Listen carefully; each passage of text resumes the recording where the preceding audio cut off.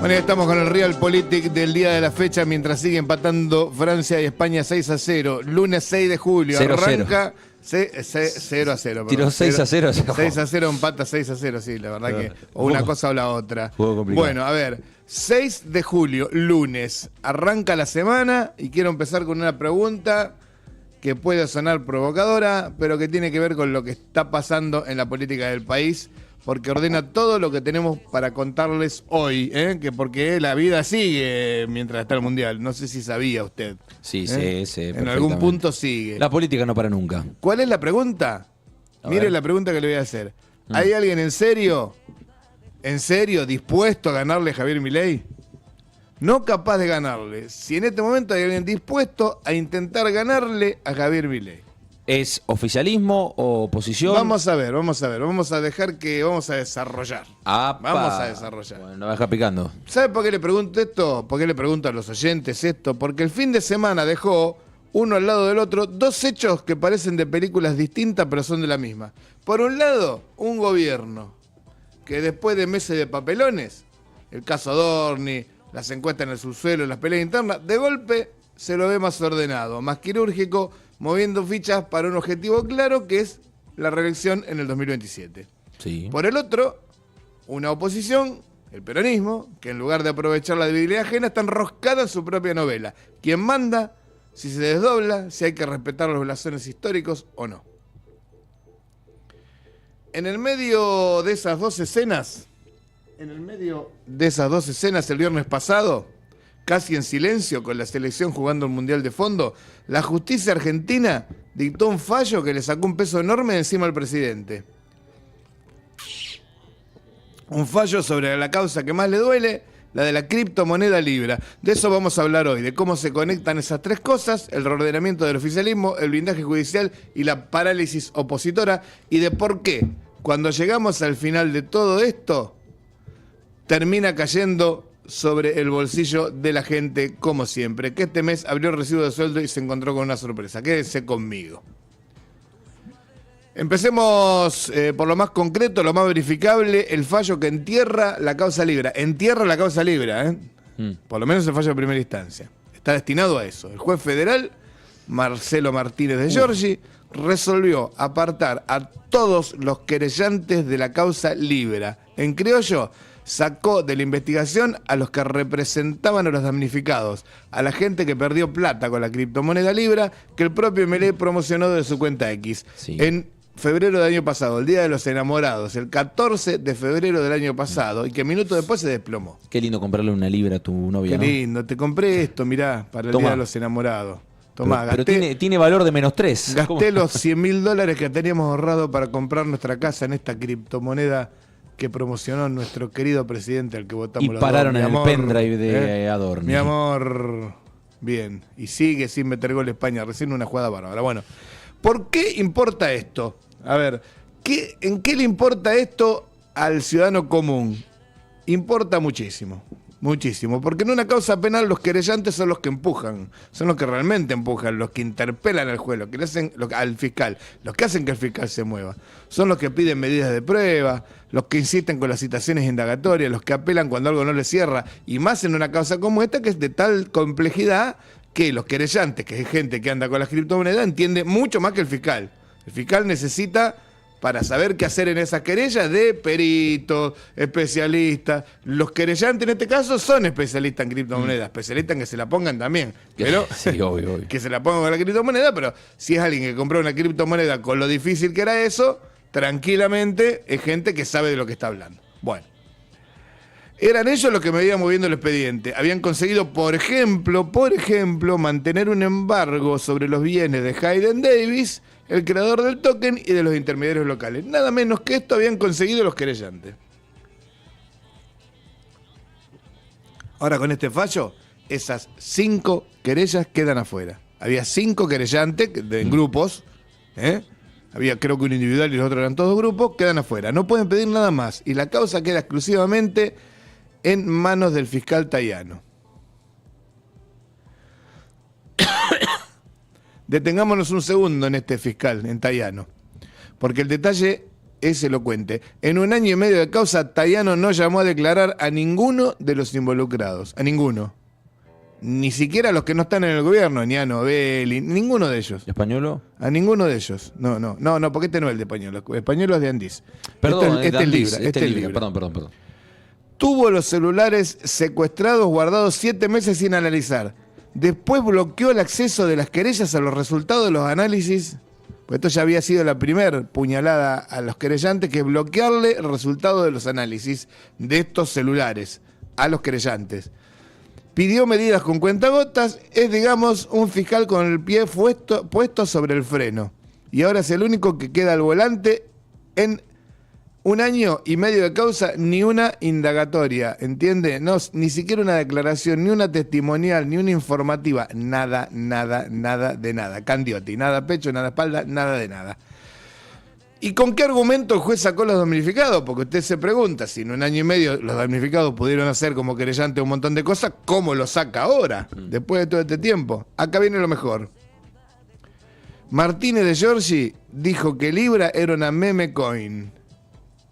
¿Me escucha? ¿Sabe lo que es una meme coin? Es una moneda hecha en joda, de alta volatilidad y que por lo tanto quien invirtió asumió riesgos inherentes al mercado. Ya con esto está matando la causa totalmente.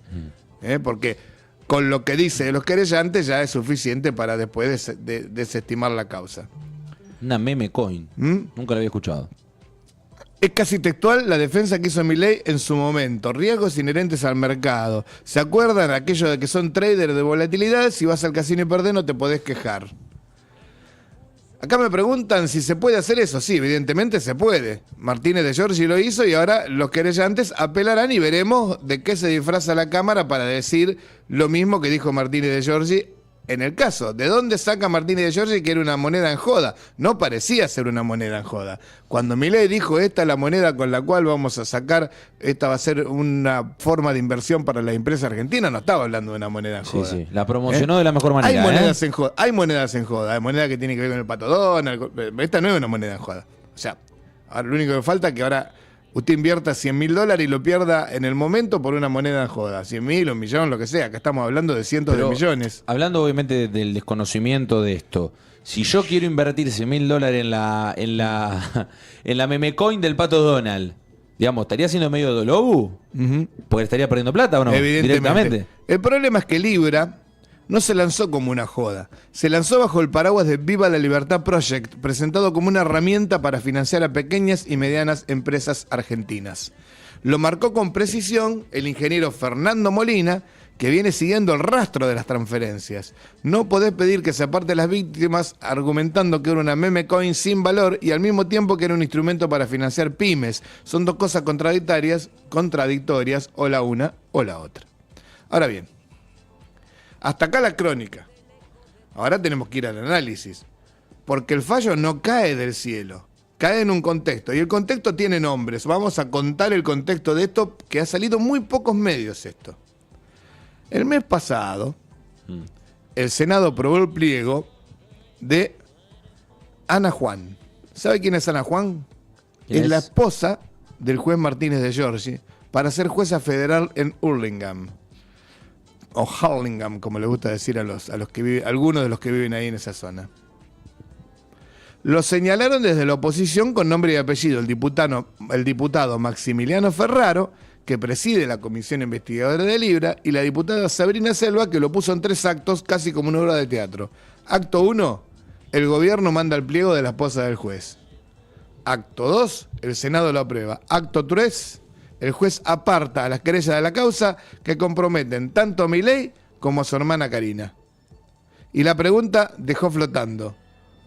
¿Qué dejó flotando? ¿Cómo se llama la obra? Póngale ustedes el nombre que quieran. Para mí es corrupción. ¿Cómo se llama la obra? Corrupción.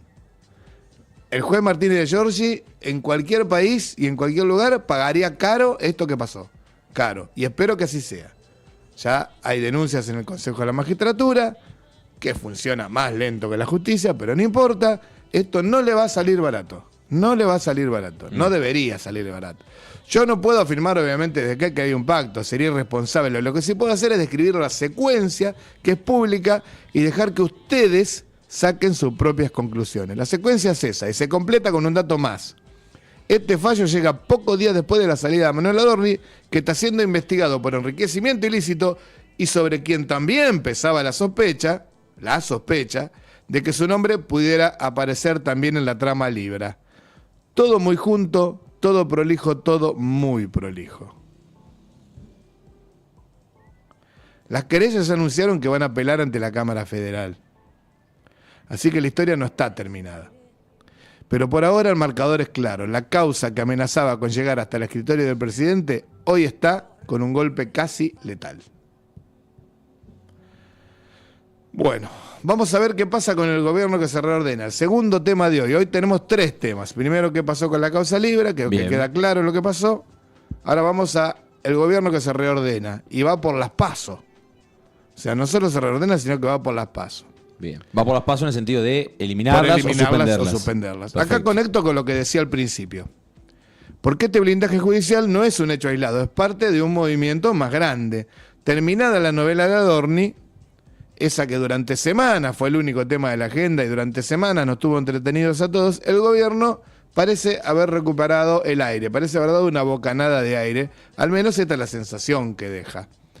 Se sacó de encima al funcionario incómodo, le acomodó la causa más peligrosa y ahora va por su verdadero objetivo político del año, que es la reforma electoral, que de alguna forma le facilitaría, al menos en los papeles, la reelección a Milei el año que viene. Concretamente, como usted dijo, la suspensión o directamente la eliminación de las PASO, o sea, de las primarias. ¿Por qué le importa tanto a Milei eliminar las PASO? La respuesta es puramente estratégica y conviene decirla sin vueltas. Las primarias para una oposición dividida son una herramienta de ordenamiento. Sirven para que las distintas tribus del peronismo, del progresismo, de lo que sea, diriman sus candidaturas en las urnas y después se junten detrás del que gana. Sin PASO, eso no pasa. Esa oposición fragmentada... Claro. Se queda sin mecanismo para ordenarse. Y al oficialismo le conviene, obviamente, tener su adversario lo más atomizado posible, porque, como venimos diciendo, siendo Milei presidente y teniendo casi cooptado al PRO, tiene todas sus mayores figuras adentro, salvo Macri, pero bueno, ya sabemos lo que Macri mide en la consideración de la gente como candidato. Tiene Burri, tiene Santilli, tiene Ritondo y otros más que seguramente se acercarán cuando llegue el momento. Digamos que la derecha está ordenada. La derecha está ordenada atrás de Milei, que es el presidente y nadie le va a negar la posibilidad de su reelección. Aún con una PASO le podría suceder que alguien le discutiera su candidatura, pero sin una PASO, ¿cómo se la discutirían? Tendría que ir a armar una listita y por ahí ser los culpables de que la derecha no gane en una primera vuelta. Puede ser, ¿Me pero entiende? nada más. Pero creo que en ese caso sería más complicado para la oposición. Entonces, está muy dividida. En reemplazo de la PASO, porque alguna zanahoria le tienen que dar a los gobernadores para que eliminen las PASO, que también les pueden servir a ellos en sus distritos. ¿Qué es lo que se viene negociando? Se lo conté la semana pasada y ahora se lo confirmo. La semana pasada fue un adelanto, ahora ya está por todos los corrillos de la Casa Rosada y del Palacio Legislativo. Se reintroduciría un esquema parecido al de las viejas leyes de lemas, que también lo podemos llamar colectoras. Es decir, la foto de Milei, arriba la boleta y abajo un abanico de lista legislativa que lo acompañan. Un mecanismo pensado a medida para maximizar la cosecha propia y complicarle la vida al de enfrente, salvo que esto genere también, obviamente, ¿no? Porque si vos querés hacer reír a Dios, contale tus planes. No vaya a ser que esto genere que del otro lado digan, bueno, muchachos, dejémonos joder, no hay paso, vamos todos encolumnados atrás de Kicillof, atrás de Uñac, atrás de La Llora, atrás de Zamora, del que sea, y nos alineamos todos y nos ordenamos porque este tipo nos sacó las pasos. Puede pasar también eso. Sí. Pero bueno, hoy no está eso arriba de la mesa porque ahí ya le voy a contar en el tercer bloque los quilombos que hay en el peronismo. Bueno. Ahora acá el gobierno tiene un problema. Y es un problema que se llama números. Porque una reforma de la ley electoral, no se aprueba con mayoría simple. Necesita mayoría absoluta de las dos cámaras. Milei tiene 95 diputados propios sobre los 129 que necesita y 21 senadores sobre 37. O sea, no le alcanza. Necesita sí o sí a los gobernadores y al PRO. Acá aparece la novedad de estos días.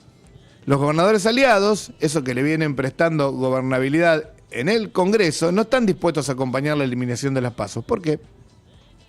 Porque a ellos las primarias también les sirven. Y porque saben que son la llave del proyecto y esa llave la van a cobrar muy, pero muy cara. El encargado de conseguir esos votos es el flamante jefe de gabinete y Gol de España. Y Gol de España, señores.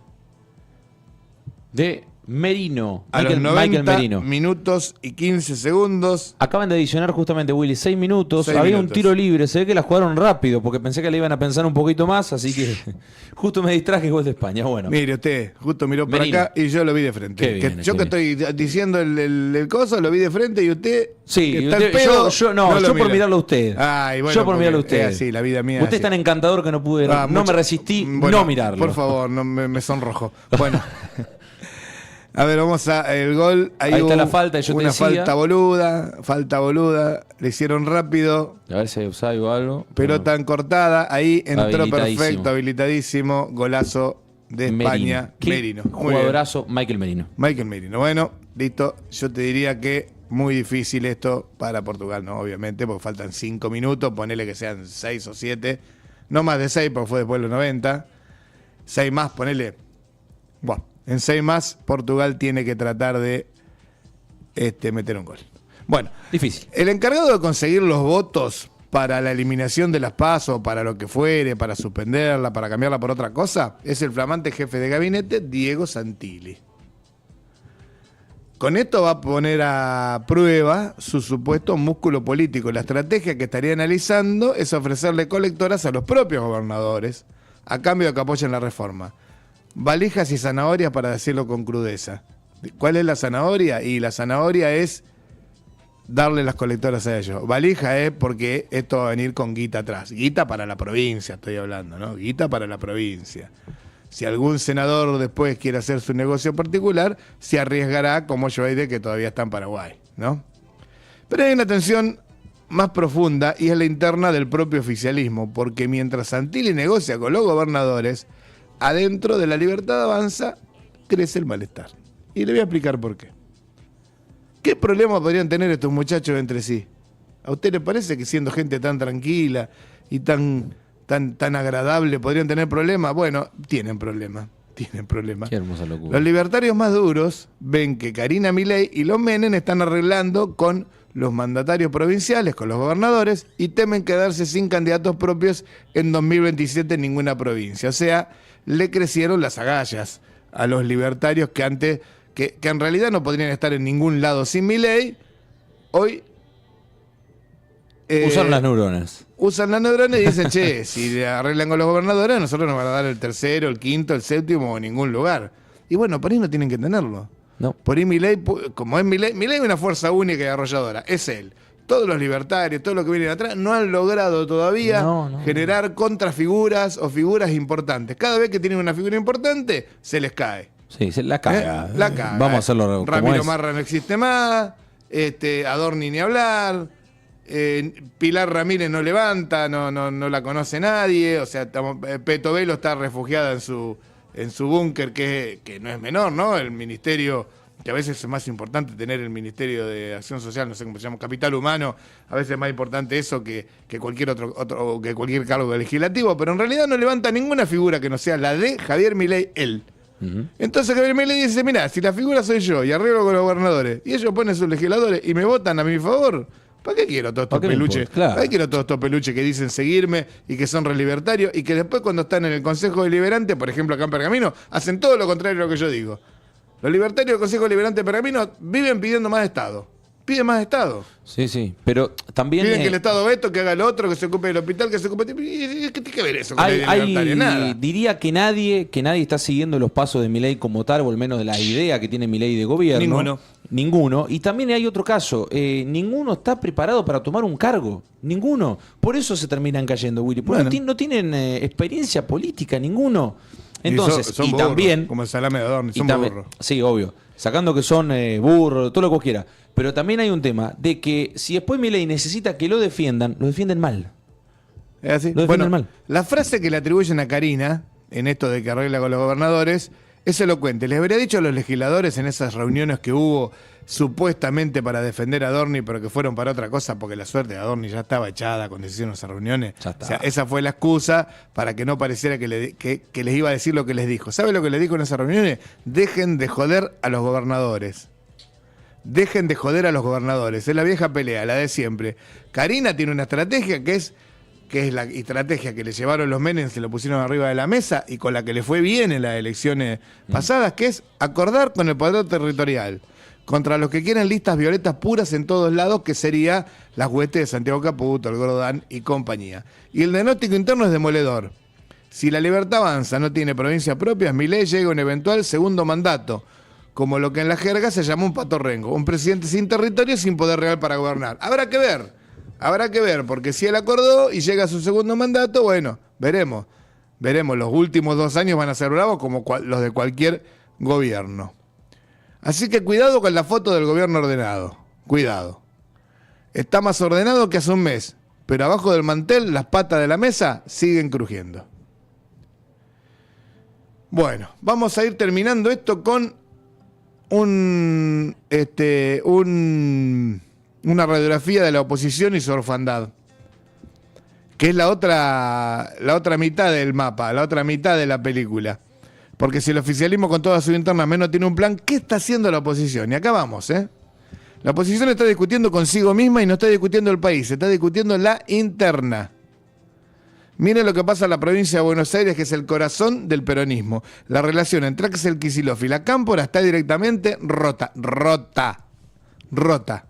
Desde el entorno del gobernador, desde Calle 6 en La Plata, acusan al kirchnerismo de ser rupturista. Dicen que las autoridades del Senado bonaerense se eligieron sin acuerdo y sueltan frases como se cruzaron todos los límites de convivencia, rompieron todo. Guerra abierta sin eufemismo. Y sobre esta pelea opinó estos días una voz que viene del propio peronismo, Julio Bárbaro, nada menos, uno de los de línea fundadora, por llamarlo de alguna manera, por la edad obviamente, ¿no? Que fue tajante. Dijo que ve a Kicillof como una alternativa y al kirchnerismo textualmente dijo como una molestia. Le pidió a Kicillof que se enfrente al kirchnerismo de una vez, o sea, hasta dentro del peronismo hay quien reclama que a la interna se defina los golpes. Hay que decir una cosa, Bárbaro es un tipo que viene contra el kirchnerismo desde que el kirchnerismo lo echó de la Secretaría, no me acuerdo si de Medio, no me acuerdo dónde estaba Bárbaro, al inicio del gobierno de Kirchner, y viene con el odio hacia el kirchnerismo tremendo. Pero no deja de tener razón en cuanto a que este es un reclamo que mucho peronista hace. Tenerla a Cristina ahí como un prócer, pero que ya no se dedique más a la política partidaria, básicamente porque hoy por hoy es una reivindicación en sí misma. La mayoría del peronismo quiere que a Cristina le saque la condena, etcétera, etcétera, pero eso no es posible en este contexto. Sí sería posible en un contexto más adelante, que en donde hubiera un gobierno peronista, pero para poder llegar a ese gobierno peronista hay que dejar de ponerle palos a la rueda a los que realmente tienen alguna posibilidad, como Kicillof. Ese es el quid de la cuestión, sin darle la razón a ninguno de los dos, a ninguna de las dos facciones, porque hoy ya son facciones. Acá quiero entrar con una idea que me parece la más lúcida que leí este fin de semana. Es un planteo que dice, como ordenando todo este bloque, que en el fondo la discusión interna del peronismo está mal parada desde el arranque y acaba de ganar España.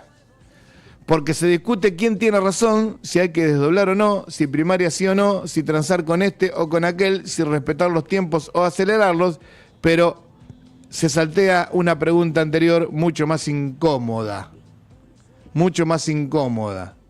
que es la que hicimos al arrancar este análisis. ¿Realmente quieren ganar? Porque una cosa es discutir la táctica cuando todos se empujan para el mismo lado y otra muy distinta es discutir la táctica cuando en el fondo hay sectores para los cuales la prioridad no es ganarle a Milei, sino ganar la interna. Cuando el objetivo real, no confesado, es quedarse con la lapicera del espacio antes que con la Casa Rosada. Y ojo, no es un problema solo del peronismo, es de toda la oposición, porque mientras el gobierno mueve fichas concretas, el fallo, las pasos, la posibilidad de colectoras, el cambio de jefe de gabinete, el arco opositor se dedica a debates que, visto de la vereda de cualquier vecino, como le gusta llamar acá a los votantes en Pergamino, vecino, ese vecino que llega a fin de mes raspando suena en otro idioma, a conversaciones de casta discutiendo su propio reparto. Esa distancia entre lo que discute la política y lo que le pasa a la gente es quizá la mejor noticia que puede tener Milei en vista de las elecciones 2027 y la peor que tiene el resto de la ciudadanía. Antes de terminar y de bajar un poco a la realidad y de ir terminando este análisis, porque después nos vamos a dedicar al Mundial y un poco hablar de lo que pasó con Douglas ayer, quizás eso lo hagamos sobre el fin del programa. Ahora que viene Bernardo vamos a hablar del Mundial porque juega el nene hoy. Juega Bernardo hoy a la noche con este fresco. Un eslabón que no se ve en los titulares pero que impacta directo acá en la provincia donde vivimos.